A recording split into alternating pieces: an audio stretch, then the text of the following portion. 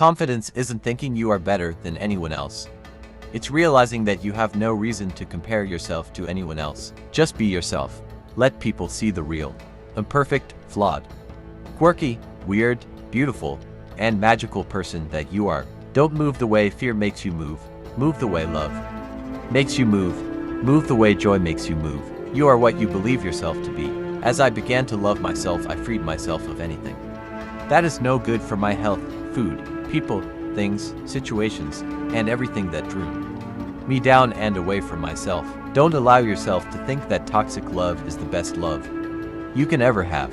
Never make someone a priority when all you are to them is an option. He who cannot dance puts the blame on the floor.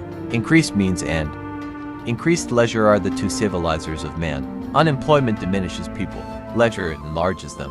What we do during our working hours determines what we have. What we do in our leisure hours determines what we are. By choosing leisure, she had bid farewell to the fevered enterprise of getting and spending, whereby, as the poet said, we lay waste our powers. What is this life if full of care? We have no time to stand and stare. The idea that the poor should have leisure has always been shocking to the rich.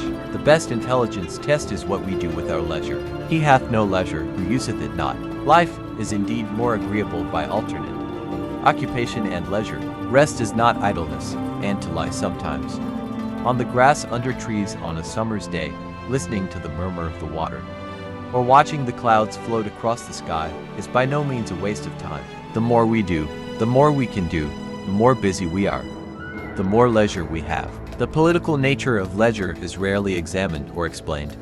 But leisure is the very antithesis of the logic of capitalism because it rejects the very ideas and values that sustain capitalism, that is, constant productivity and efficiency in the name of profit. To choose one's leisure is to choose one's life. A man must break his back to earn his day of leisure. Leisure is pain, takes off our chariot wheels. How heavily we drag the load of life. In my mind, nothing is more abhorrent than a life of ease. None of us has any right to ease. There is no place in civilization for the idler. The wise are never less at leisure than when at leisure. Repose, leisure, peace, belong among the elements of happiness. If we have not escaped from harried rush, from mad pursuit, from unrest, from the necessity of care, we are not happy. Leisure is free activity in which men look at the value of reality, and without any utilitarian quest, without having to submit themselves to the rules of useful effort, let things be as they will. The early ascendancy of leisure as a means of reputability is traceable to the archaic distinction between noble and ignoble employments. Leisure is honorable and becomes imperative partly because it shows exemption from ignoble labor. It's not a man's working hours that are important. It's his leisure hours. That's the mistake we all make. Leisure is not an activity, it's an attitude of mind. It's stepping outside strenuous effort and creating enough stillness so that it becomes possible to contemplate and enjoy things as they are. Leisure is not just killing some hours, but a transformation of oneself. For a life oriented to leisure is in the end a life oriented to death, the greatest leisure of all.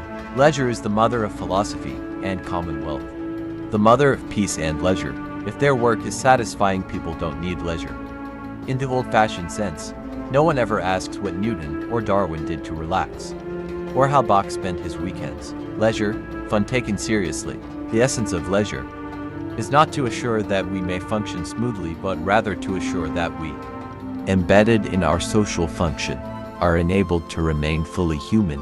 The illustrious and noble ought to place before them certain rules and regulations, not less for their hours of leisure and relaxation than for those of business. I'm a man of leisure. That's because I have an English degree and can't get a job. Work is not always required of a man. There is such a thing as a sacred idleness, the cultivation of which is now fearfully neglected. We toil for leisure only to discover, when we have succeeded in our object, that leisure is a great toil. Take care of your leisure moments. Do not suffer them to pass away in wanton idleness. You men make them seasons of great profit and gain. One of the most ironic paradoxes of our time is this great availability of leisure that somehow fails to be translated into enjoyment. To resist the social pressure now put even on one's leisure time, requires a tougher upbringing and a more obstinate willfulness about going one's own way than ever before. In a culture where work is God, work is love, work is the justifier of our very being, the notion of leisure, let alone the practice of it, has become distorted, shabbied under the cold examination light of workaholism. Life lived amidst tension and busyness needs leisure. Leisure that recreates and renews. Leisure should be a time to think new thoughts, not ponder old ills. The enjoyment of leisure would be nothing if we had only leisure. It is the joy of work well done that enables us to enjoy rest, just as it is the experiences of hunger and thirst that make food and drink such pleasures. Leisure, the highest happiness on earth, is seldom enjoyed with perfect satisfaction, except in solitude. One day, you will wake up and there won't be any more time to do the thing you've always wanted. Do it now. Sexuality is not a leisure or part-time activity. It is a way of being. Every time you judge someone else, you reveal an unhealed part of yourself. Don't compare your life to others. There's no comparison between the sun and the moon. They shine when it's their time. Time in nature is not leisure time, it's an essential investment in our children's health and also, by the way, in our own. The real dividing line between things we call work and the things we call leisure is that, in leisure, however active we may be, we make our own choices and our own decisions. We feel for the time being that our life is our own. Do not set aside your happiness. Do not wait to be happy in the future. The best time to be happy is always now. Never give up on a dream just because of the time it will take to accomplish it. The time will pass away. Cigars must be smoked one at a time, peaceably. With all the leisure in the world, cigarettes are of the instant. Cigars are for eternity. I don't carry anything around with me, no excess baggage or unnecessary thoughts. I think it's too exhausting to do that, to put things into perspective. Your work is your work, and your leisure time is something else. Sometimes there is no next time, no timeouts, no second chances. Sometimes it's now or never.